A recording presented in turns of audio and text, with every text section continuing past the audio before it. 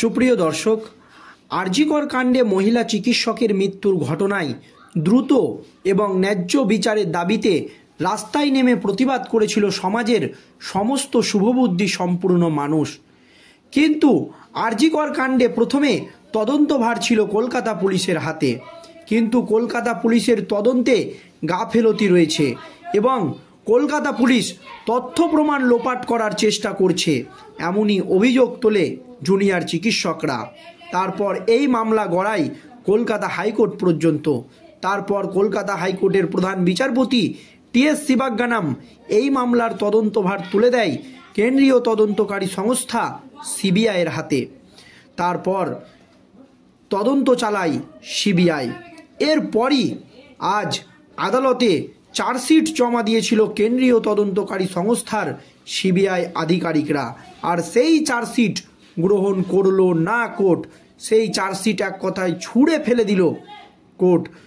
আজও কোর্টে বড়সড় ধাক্কা খেল কেন্দ্রীয় তদন্তকারী সংস্থার সিবিআই আধিকারিকরা।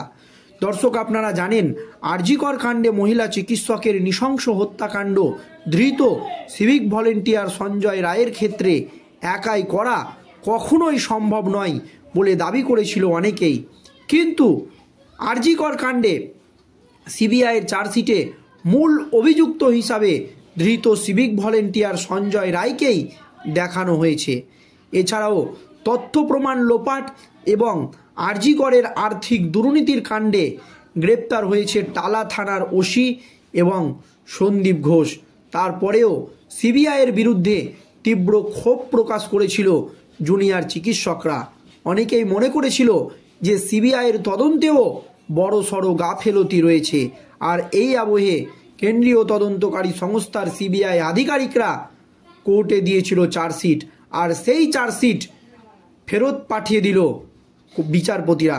কেন ফেরত পাঠানো হয়েছে, কি জানিয়েছেন বিচারপতিরা? দর্শক দেখুন, আরজিকর মেডিকেল কলেজ ও হাসপাতালের আর্থিক দুর্নীতির ঘটনায় সিবিআইয়ের পেশ করা চার্জশিট আলিপুর আদালত গ্রহণই করল না। কারণ হিসাবে উল্লেখ করা হয়েছে সরকারি অনুমোদন ছাড়াই চার্জশিট জমা দেওয়ার বিষয়টি। এই ঘটনায় অভিযুক্ত সন্দীপ ঘোষ সহ 5 জনের বিরুদ্ধে আর্থিক দুর্নীতির অভিযোগ আনা হয়েছে। শুক্রবার সিবিআই সন্দীপ ঘোষ, আশিস পান্ডে সহ 5 জনের বিরুদ্ধে চার্জশিট জমা দেয়। আদালত চার্জশিট গ্রহণ করেনি কারণ সরকারি কর্মচারীদের বিরুদ্ধে চার্জশিট পেশের জন্য প্রয়োজনীয় সরকারি অনুমোদন মেলেনি। সন্দীপ ঘোষ প্রাক্তন অধ্যক্ষ এবং আশিস পান্ডে সরকারি চিকিৎসক হওয়ায় অনুমোদন ছাড়াই চার্জশিট গ্রহণযোগ্য হয়নি। আরজিকর মেডিকেল কলেজের চিকিৎসক তরুণী খুন ও ধর্ষণের ঘটনার তদন্তে উঠে আসে আর্থিক দুর্নীতির বিষয়। 23শে আগস্ট হাইকোর্ট সিবিআই তদন্তের নির্দেশ দেয়। তদন্তে একাধিক আর্থিক অনিয়মের প্রমাণ মেলে। 2 সেপ্টেম্বর সিবিআই সন্দীপ ঘোষ সহ 4 জনকে গ্রেপ্তার করে। অক্টোবর মাসে সন্দীপের ঘনিষ্ঠ আশিস পান্ডেকে গ্রেপ্তার করা হয়।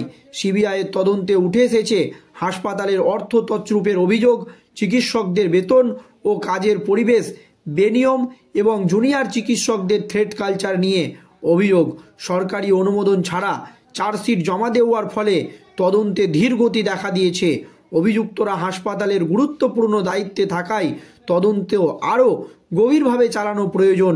সঠিক অনুমোদন নিয়ে পুনরায় চার্জশিট পেশ করতে হবে বলে মনে করছে বিশেষজ্ঞরা।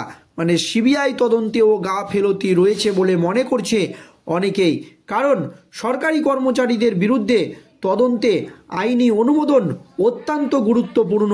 অনুমোদন ছাড়াই আদালতে চার্জশিট পেশ করায় সিবিআইয়ের পদক্ষেপ নিয়ে প্রশ্ন উঠছে। অনুমোদন প্রাপ্তির পর নতুন চার্জশিট পেশ হবে বলে আশা করা হচ্ছে। এই মামলায় সিবিআইয়ের পরবর্তী পদক্ষেপ কী হবে তা নিয়ে সকলের দৃষ্টি রয়েছে। অভিযুক্তদের বিরুদ্ধে সঠিক প্রক্রিয়ায় চার্জশিট জমা দেওয়া হলে তদন্তে গতি আসবে। আর্থিক দুর্নীতির দায়ীদের শাস্তি নিশ্চিত করতে হবে। দ্রুত ব্যবস্থা নেওয়া জরুরি। ধৃতদের বিরুদ্ধে হাসপাতালে টেন্ডার দুর্নীতি, মেডিকেল বজ্র নিয়ে আর্থিক অনিয়ম, হাসপাতালের মর্গেও একাধিক আর্থিক অনিয়মের অভিযোগ রয়েছে। তদন্তের পর 5 জন অভিযুক্ত ও 3টি সংস্থার বিরুদ্ধে চার্জশিট জমা দেয় সিবিআই, তবে তা গ্রহণ করেনি আদালত। জানিয়ে আদালতে চরম ধাক্কা খেল কেন্দ্রীয় তদন্তকারী সংস্থার সিবিআই আধিকারিকরা। কারণ অনেকেই অভিযোগ করেছিল বা অনেকেরই ধারণা এমন ছিল যে ধৃতদের বিরুদ্ধে টেন্ডার দুর্নীতি, মেডিকেল বজ্র নিয়োগ, আর্থিক নিয়ম, হাসপাতালের মর্গেও একাধিক আর্থিক অনিয়মের অভিযোগের কথা হয়তো জানতে পেরেছিল তিলোত্তমা। সেই জন্যই কি তাকে হত্যা করা হলো? এই নিয়ে যখন প্রশ্ন উঠে গিয়েছে, তখন কেন্দ্রীয় তদন্তকারী সংস্থা সিবিআইয়ের চার্জশিটে শুধুমাত্র কেন ধৃত সিভিক ভলেন্টিয়ার সঞ্জয় রায়কে মূল অভিযুক্ত করা হয়েছে এই নিয়ে প্রশ্ন উঠে গিয়েছিল। আর তখনই আরজি কর কাণ্ডের চার্জশিট ফেরত পাঠালো আলিপুর আদালত এবং পরিষ্কার জানানো হয়েছে যে আরজি কর মেডিকেল কলেজ ও হাসপাতালের আর্থিক দুর্নীতির মামলায় সিবিআইয়ের পেশ করা চার্জশিট আলিপুর আদালত আজ গ্রহণ করেনি। কারণ হিসাবে উল্লেখ করা হয়েছে সরকারি অনুমোদন ছাড়াই চার্জশিট জমা দেওয়া হয়েছে। এই বিষয়টি, এই ঘটনায় অভিযুক্ত সন্দীপ ঘোষ সহ 5 জনের বিরুদ্ধে আর্থিক দুর্নীতির অভিযোগ আনা হয়েছে। তবে বিশেষজ্ঞরা মনে করেছে আরও গভীর তদন্তের প্রয়োজন রয়েছে এবং সরকারি অনুমোদনের প্রয়োজন রয়েছে। তারপরেই এই চার্জশিট জমা দেওয়া উচিত ছিল সিবিআইয়ের। শুক্রবার সিবিআই সন্দীপ ঘোষ, আশিস পান্ডে সহ 5 জনের বিরুদ্ধে চার্জশিট জমা দেয়। আদালত চার্জশিট গ্রহণ করেনি কারণ সরকারি কর্মচারীদের বিরুদ্ধে চার্জশিট পেশের জন্য প্রয়োজনীয় সরকারি অনুমোদন মেলেনি। সন্দীপ ঘোষ প্রাক্তন অধ্যক্ষ এবং আশিস পান্ডে সরকারি চিকিৎসক হওয়ায় অনুমোদন ছাড়া চার্জশিট গ্রহণযোগ্য হয়নি। আদালতে সরকারি অনুমোদন ছাড়া চার্জশিট জমা দেওয়ার ফলে তদন্তে ধীর গতি দেখা দিচ্ছে। অভিযুক্তরা হাসপাতালে গুরুত্বপূর্ণ দায়িত্বে থাকায় তদন্তকে আরও গভীরভাবে চালানো প্রয়োজন বলে মনে করছে বিশেষজ্ঞরা। তাই সঠিক অনুমোদন নিয়ে পুনরায় চার্জশিট পেশ করতে হবে কেন্দ্রীয় তদন্তকারী সংস্থার সিবিআই আধিকারিকদের, এমনই মনে করছে বিশেষজ্ঞরা। তাহলে কেন এই সমস্ত ফাঁক ফোকর রেখেই, ভালোভাবে তদন্ত না করেই কি কেন্দ্রীয় তদন্তকারী সংস্থার সিবিআই আধিকারিকরা আজ আলিপুর আদালতে চার্জশিট পেশ করেছিল? এই নিয়ে কিন্তু প্রশ্ন উঠে গিয়েছে। কারণ বিশেষজ্ঞরা প্রশ্ন তুলেছেন যে সরকারি অনুমোদন ছাড়া চার্জশিট জমা দেওয়ার ফলে তদন্তে ধীর গতি দেখা দিচ্ছে। এই নিয়ে কিন্তু প্রশ্ন উঠতে শুরু করেছে দর্শক।